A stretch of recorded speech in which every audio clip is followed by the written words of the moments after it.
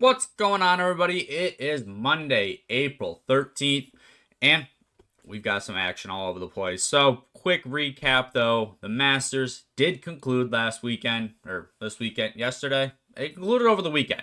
Rory got his back to back jacket, so congrats off to Mr. McIlroy there. We're going to get another McIlroy Miracle documentary times two, season two, I guess. So, we'll see how that looks. But recapping our Masters weekend, we went 5-6 on the weekend. We lost 1.05 units, which is unfortunate. But we did have 11 bets on the weekend, and we kind of rode with DeChambeau over the first couple days, and that, well, he didn't even make the cut, so that was a tough read.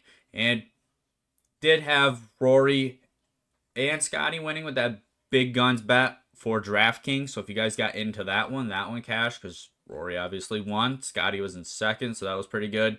We did have Justin Rose and Scotty finishing in the top 5, so that was a good bet. That was a good read. But yeah, we had Jason Day coming in top 20. He missed he was 22nd or something, 21st. Like, it was pretty close, or maybe he was top 10. He came in 12th. I don't know, something. He just missed the cutoff. We had a couple of guys. We had Rom, top 20. He had a rough day on Saturday. So yeah, just all around a couple of misses, but decent weekend for our first, major weekend of doing the golf bets and getting into it. There's obviously a lot of things to look into. You never know how somebody's going to play until they start playing, ultimately. So that was kind of, we saw that with DeChambeau. Scotty, if he didn't have that bad second day, I think we're talking about a minus 20 Scotty win. So that was unfortunate. But yeah, we're got some reads. We're gonna check the next major, which I think is mid-May. So we'll definitely be back for that one. But yeah, 5-6 on the weekend, down 1 unit. Not bad overall. Overall, obviously we want to make money. We want to go in the other direction. But I do the golf because I watch them and I just think it's fun. So unfortunate read there, but we are down 1 unit. Now, getting into the major sports that we care about. We're starting with basketball. The regular season for the NBA has wrapped up. But before we dive into what our projections are, we're going to recap last night. Johnson didn't play. Jalen Johnson of the Hawks didn't end up playing, so that one got voided. The Thunder, they got smoked. I don't know what happened there, but the Suns beat them by like 30. That was kind of weird. And Jokic had 32 PRA. We needed 40, so unfortunate there. But down 2 units. Ended the regular season down 5.45 units. Tough read, tough end of the season there, really. But looking forward, looking into playoffs, these other guys really come out. They really start trying. They really start, putting up the points and the attributes that they really can do. And we're going to take the Spurs winning their conference championship. Now, I know the Thunder's in there. Obviously, the Thunder are pretty heavy favorites. But I think the Spurs are going to be able to get it done. I think those are the 2 teams that are really looking into there. And the Thunder are minus like 120 to win their championship. Obviously, I don't want to put odds on something that far out. That's difficult to do at minus odds. Spurs are like plus 300, plus 320. So I think, the Spurs definitely have the ability to take them. That's the team who beat the Thunder when they were on their hot streak in the beginning of the year. They beat them 2 of 3 times in the beginning of the year or something like that. So definitely a team that has the Thunder's number that can certainly play up against them and beat them. So I'm taking the Spurs to win their conference championship. And on the flip side, taking the Celtics. I think Celtics are going to be in the final. I think they're kind of runaway winners. Don't really see much coming out of that conference to really compete with them. Obviously things happen, but I do think the Celtics are going to be the ones in the finals, whether it's the Spurs or the Thunder on the other side. But those are our 2 predictions right now. Obviously, the play-in tournament starts tomorrow, so we'll see how those series go. Who's going to make the playoffs? We'll dive into that a little bit more tomorrow. But those are just our bets for right now for the playoff futures. We head over to the Diamond. We've got some MLB action. As always, a perfect 3-0 night on the best bets. And only loss came on our no-run first inning. So we had 3-0 on the best bets. We did lose our Nerfy, though, so that's unfortunate.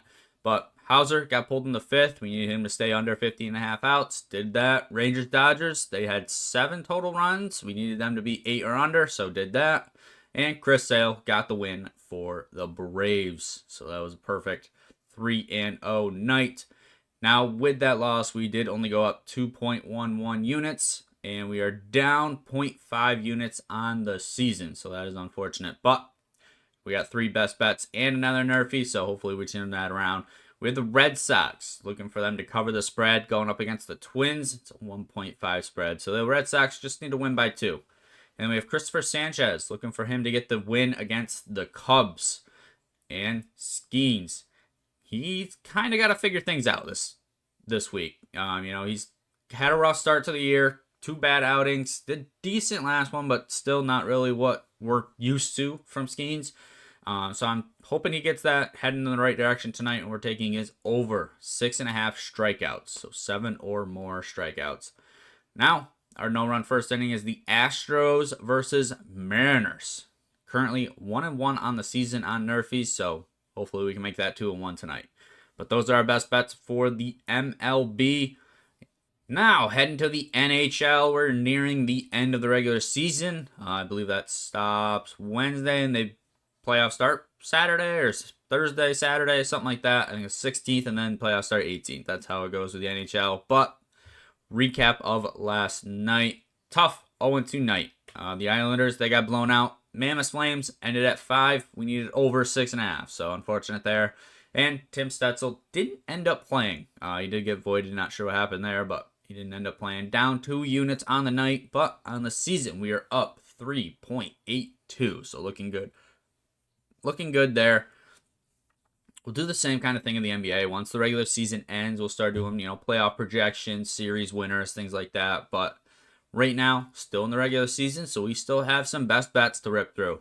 Taking Nathan McKinnon, anytime goal scorer for the Avalanche. Tonight, they're going up against the Oilers. That's probably going to be a high-scoring game. If you don't like the anytime goal scorer, I would take the over there. Looking at the Golden Knights to cover the 1.5 spread against the Jets. The Knights did just clinch their playoff spot, but obviously, if they can increase their seed and, grow to, 3 seed, 2 seed, try to get higher up, they're going to. So I think they're going to be able to come out here, kind of put up some goals in against the Jets, get that job done. And lastly, Dallas Stars, hoping them to win in regulation. So this is the one where it's a 3-way money line, so the tie is an option. But we're taking the Stars to win in 60 minutes. Hopefully they can go ahead and get that done. But those are our 3 best bets for the NHL. Now, we did recap all our sports, got everything coming in the future, and I'm looking at the World Cup. That'll be starting pretty soon. I think that starts in June, so we'll be kind of looking at games there as well.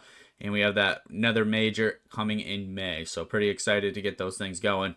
But playoff hockey, playoff NBA, that is what we're looking forward to. Those are our best bets for Monday, April 13th. Let me know if you guys are tailing in the comments below what you liked, what you're swapping out, anything. Love interacting with you. Till next time.